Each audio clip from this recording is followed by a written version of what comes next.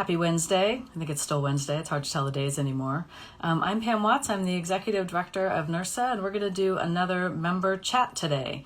So in a few minutes, I'll be joined by Seneca Wilson, and we are going to talk about the Black Men in NIRSA group that's been meeting for a few years now for fellowship and mentorship and networking. It's a really great group, and Seneca is going to join me and tell us all about it. I know they have really relied on one another and created some really strong relationships through that group. So let's see if I can get Seneca joined here. Should be just a second. See lots of folks joining us today live, so that's to see. There you are. Hey, Seneca. I guess it's good afternoon for both of us for a change. How you doing? I'm good. I love your background. I see some NIRSA swag back there. Oh yes, definitely. Had to get that in the shot. I need to see if I can get it back a little bit more. But yes, definitely. Well, good. Well, thanks for joining me today. We've got lots of folks joining us live, and then this whole thing, of course, will be recorded, and we'll share it in social media and put it up on the NIRSA website. So if anyone misses this and wants to listen or watch later, they certainly have the opportunity to do that. So first, why don't you introduce yourself to our NIRSA audience? Lots of people in NIRSA know you, but there may be a few that don't. So tell us who you are. Okay, thank you so much, Pam. And thank you for having me on here. I always enjoy watching these NIRSA Lives, and you do a wonderful job with NIRSA and these NIRSA Lives. So I appreciate that. My name is Seneca Wilson. I am the Associate Director here at UAB, University of Alabama at Birmingham. And I've been here for about 3 years. I'm also a part of Centers. Been a part of Centers for about 5 years now. Actually, that's where I just got off the call. We just had a regional meeting. So I've been a part of NIRSA for about 15 years. And I enjoy every bit of it, and I'm glad to be here. Yeah, well, good. Yeah, and I'm glad you mentioned Centers. You know, they're a great supporter of NIRSA. Recently, they contacted me. They had several of their client sites going through the 21-day challenge, and they asked if the folks at the corporate office could too. So I thought that we just got through talking. That was the last thing on the call. Yeah. And I was like, okay, I gotta go. Got somewhere to be. Yeah. Well, we want to talk today about the network of Black men in NIRSA who, been meeting periodically for several years now. So tell us a little bit about the group. Well, like you said earlier, it is a great place for community, for Black professional men in collegiate recreation and also in NIRSA. If I can give a little background, in 2016, there was like a theme when going to the POC with a lot of young Black professionals, and the thing was, hey, I didn't know it was this many Black professionals in NIRSA. And so, and that became almost everyone would say something like that. And I don't know where it came from, but someone said we have to do something about this where we can grab those individuals and figure out a way to keep a hold of them throughout the year. And so what happened was someone says, let's start a Facebook group. And then there was a challenge that was put out there. It said, next year, let's make sure we have 100 Black men in campus recreation in NIRSA. And so the beautiful thing is in 2006, I joined in 2005 officially. 2006, I took a picture with a group of Black men. I call them old heads, and a few young professionals along with me. I think I was a GA at the time. And so with that, it was 13 people in that picture. 2018, you can see a picture with us with over almost, I believe it was about 100 people. Wow. And it's because of the community that we have been able to recruit for these young professionals. We have been able to encourage these professionals to stay in the field of campus recreation. And it's just been amazing because these conversations are needed. especially during this, when the pandemic first started, and also in the civil unrest. It was a great community to have, because we went through a very trying and tough time, and we were there for each other because we needed to lean on someone, and that's what this community is all about. It's just about knowing that there's somebody that's probably going through the similar situations as you, and here are some of the ways you can deal with that. Yeah, I think that's fabulous, because, you know, I mean, as wonderful as the conference is, it is big, right? And so, you know, when you're looking around for, you know, whatever groups you identify with, it can feel pretty diluted. I think that's, you know, for a lot of Black professionals, you know, it's not till they come to the POC social, which is sometimes not till day 2 or day 3 of the conference, where they really realize just how many Black professionals there are in this association. They have an opportunity to learn a little bit more about our history and the like. And I think that year-round engagement is so important, right? You know, this isn't a once a year need, right, in terms of networking and mentorship. So I really, really like this. If I know you have over 100 men in your group, but if someone wanted to join, maybe they're learning about this for the first time, how would they find y'all? Can they find you on Facebook? Yes, that's our main platform, basically our only platform. But if you would search 100 Black Men of Collegiate Recreation and submit to be a part of that group, you can definitely do that. And you can reach out to me. My email address is stwilson31@gmail.com. And we also have some Zoom conversations. When the pandemic first started, we started doing workshops. I want to say workshops. We were bringing in speakers, and these speakers started speaking directly to, you know, the issues that are things that can help us grow and develop in the field. And so it would be every other Wednesday. And then on Fridays, every Fridays, and we still do Fridays. Every Friday we would do a Brotherhood Connect, and it's just a laid back conversation. What are you dealing with? How can we help you? And, you know, just lean on each other to talk about different situations and difficult situations. Yeah, and it sounds like, you know, over the years, kind of this, you know, informal structure has really worked, right? You know, the energy of the group keeps it going. This isn't about, you know, formal leadership. You don't even need NIRSA membership to join, right? This isn't about membership. This is about, like you said, you know, Black men in campus recreation, having an opportunity to join up with a group of folks that look like them and may have some shared experiences to lean on one another. No, I think this is fabulous. And, you know, I also love, you know, a couple weeks ago, I talked to Stephanie Plummer about the Black women in NIRSA group. And, you know, all of these groups, you know, sometimes they come together as the larger Black community, or the women at times, you know, will join the larger women's group. And all of this is meant to ebb and flow and just be what it needs to be in the moments that it needs to be, right? It's going to ebb and flow through time, like you said, with the needs, the topics. You've had times where you've had formal speakers come in, and then I imagine other times where it really is more about that Friday conversation. I'm excited also because I feel like this group has also done a really good job of mentoring leaders who end up volunteering in the organization. You know, we have definitely seen an increase in applicants from Black men and Black professionals for our different volunteer leadership positions. You know, half of the board is African American right now, which is fabulous, but you know, we can't take our foot off the gas. And so, you know, what you've shared and others have shared with me about this group is it's also a place to be reminded of the opportunities in NIRSA to serve as a leader, to advance your career through volunteer leadership. Tell us about some of the volunteer leadership things you've done in NIRSA. Well, to expand on what you're saying is, this is exactly one of the reasons as well that we need this group to develop those young men to be able to take those leadership positions.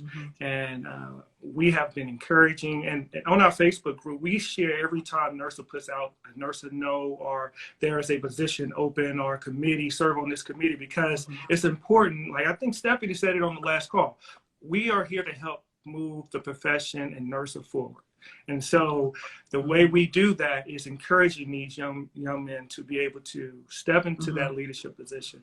I've been blessed to serve in a few roles. The last role I was in was the Nominations and Appointments Committee, which I feel like was I don't want to give a value over, but that position was very insightful for me. And it was very powerful to see the process and be able to help shape NIRSA and bring forth those leaders in NIRSA. And so if anyone has that opportunity to serve on that committee, that is a committee that you really, really want to be involved with, because you're helping bringing the leaders of this organization. So that's one. At the POC, I'm currently serving as the co-chair of the POC, the founders POC. And then I also advise helping out with ERSL conference, Emerging Recreation Sports Leaders Conference. I used to be the co-chair for that as well. So just a few things. Yeah, and ERSL is still happening this year. It's going to be virtual. Yes. It's still happening this year. I had a couple people randomly ask me about, is ERSL canceled? And I thought, no, ERSL's not canceled. It's still happening. Might be virtual, but it's still happening.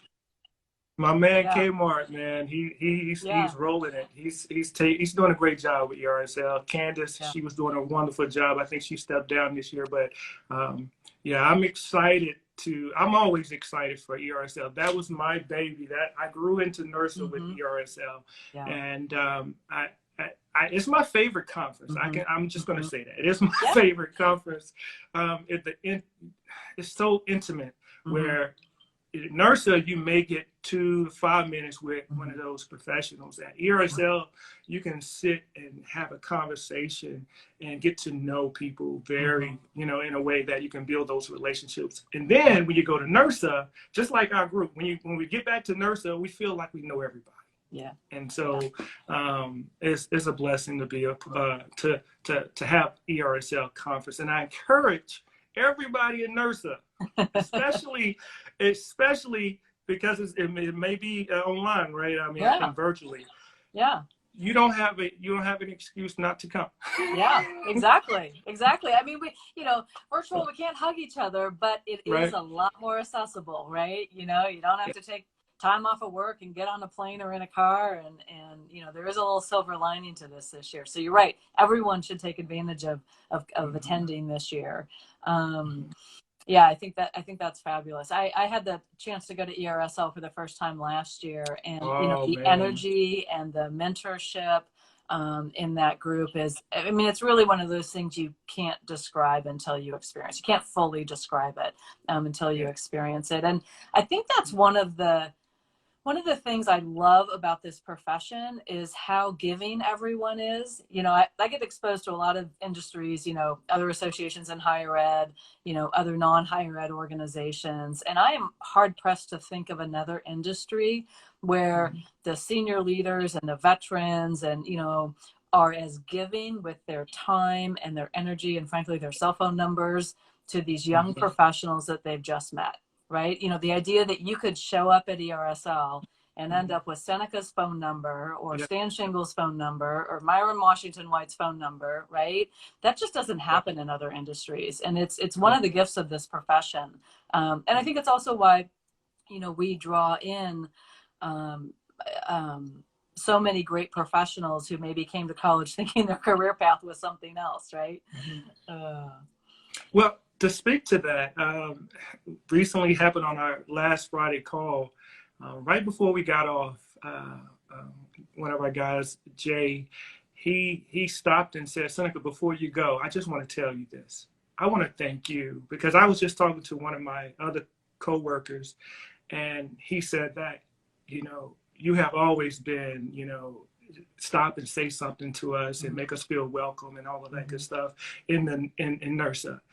And he was just saying, I just want to thank you, and I appreciate the way you carry yourself. I appreciate the way you reach out to people, and I just wanted you to know that. That's like, he had me partly cloudy and 75% chance of rain. I can tell you that. And that's fabulous. That's fabulous. And that's what we do. Yeah. That's what we do as a profession, and we reach back and bring as many people into this field and keep them in this field. Mm-hmm. Mm-hmm. A part of Yeah. nursing. You know, we don't know exactly what it's going to look like yet, but you know, there is a real energy around how can NIRSA help diversify the profession. And you know, we were looking at some statistics the other day around, are we representative in our volunteer leadership roles of the membership? And we're doing okay on that, right? It's pretty good. But is the membership representative of the profession, and is the profession really as diverse as it needs to be? Is it representative of the country? Is it representative of higher ed, et cetera? And so, you know, I don't know what all the ideas and strategies, you know, will be yet, but I do know that, you know, we'll absolutely be, you know, reaching out to your group and to others to help us figure that out, right? And I point all the time to ERSL as this really successful model in diversifying the profession. And, you know, we may still have a little way to go, but if you compare NIRSA, you know, back when ERSL started and the percentage of African Americans in the profession to today, it's grown. And I really think ERSL, and now more recently, some of the caucuses and networks that are popping up this summer, and then of course your group that's been around for several years, this is the way it happens. This is the way it works. Yeah. Yeah, no, I love that. And I believe whenever you guys reach out, I'm sure we have a lot of insight because sometimes, and these are some of the conversations we have, or many times, we're like the only person of color or the only Black person a part of a staff. Yeah. And sometimes that is very difficult, especially when you feel like you can't go to someone. Yeah. And so we need people to understand that, hey, you know, when the murder of George Floyd happened, I mean, if you only have one person in your department as of color, you know, did you check on that person? Yeah. Did you say hello? Are you good? You know, because it did affect a lot of people. Yeah. And so, and I just think it's important moving forward, you know, that everybody is aware of that, you know, because we have, I know it's a profession, it's a career, but we all have feelings and it affects us when we are working. And and we do a great job at covering those feelings over. But I can tell you with the group, the men during those difficult conversations, I mean, through the frustration, the anger, the tears, we made it through. And I believe that because of that group, because of our group, we're in a great position in being able to retain those members and not leave the field. So. Right. No, absolutely. And, you know, thank goodness for the group, right? You know, because I think the other tricky business about all of this, the other challenge in all of this is you know, we're experiencing something personally, but we also have to show up as leaders at work. And so, you know, you kind of have to, you know, tamp down those emotions or kind of be there for everyone else. And so where's your space to go and be taken care of, right? And let out your feelings and emotions and have, you know, someone else lift you up because often your whole day is lifting others up. So that's really important. And I'm, you know, so thankful that group was in place. I know you do a lot of good for one another. Yeah. And I do want to highlight and point out, you're doing an amazing job with, you know, creating the Black Caucus and all the other community groups that are begin to have those conversations. The 21-day challenge has been amazing, and I think we are definitely moving the profession forward with just being aware and having those tough conversations. And that's what it's all about. That's great leadership. So kudos to you and David Davenport as the president and the board, everybody that's involved with that. We appreciate what you're doing for us. Well, thank you, Seneca. Well, I appreciate you and all the great work that you're doing, both on your campus and in NIRSA and mentoring up the next generation, making sure they stay engaged and feel like they have a home in this profession. And, you know, I don't know, fortunately or unfortunately, I'm probably going to ask you for more favors going forward so we can do and be even better. So I appreciate you staying in this with us. Yeah. Thank you. Thank you. And I appreciate you giving us a spotlight or highlighting, giving this awareness of what's going on with the Black men in NIRSA and collegiate recreation. And it's important. And I'm glad you are able to shine that light on us. Yeah. Well, happy to do it. I just, I want to send folks your way. You guys are doing a great job. You don't need any interference from NIRSA, but, as we get new members or become aware of other Black professionals, we want to make sure we get them hooked up with y'all. All right. Well, thank you, Seneca. It was great to catch up with you. Thanks to everyone who joined live. And if you found some value in this, you can let your friends know. It'll be out on YouTube later this afternoon. You can find it through the NIRSA website or in our social media channels. So thank you to my friend Seneca, and everyone have a great rest of the day.